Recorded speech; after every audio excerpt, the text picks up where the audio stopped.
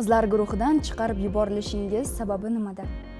Hozir menimcha hech qayerda aytmagan gaplarimni aytsam kerak bu vaziyat haqida va hamma narsaga oydinlik kiritmoqchiman.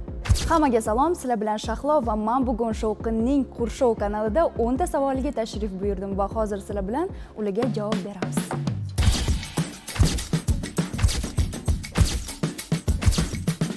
O'zimni adamdan ham ancha yillar davomida pul so'ramaganligim uchunmi, begona erkakdan tim bo'lli so'ramayman. Konstani yaxshi ko'raman, как artist. Qachon turmushga chiqasan degan savolni bersa, bu men uchun red flag. Sobiq prodyuserim tomonidan guruhdan chiqarib yuborilganman. Qizlar jamoasidagi bir qizga nisbatan his-tuyg'ulari bor degan gaplar menga yetib kelgan va albatta boshqa qizlarga nisbatan ko'proq kostyumim borligi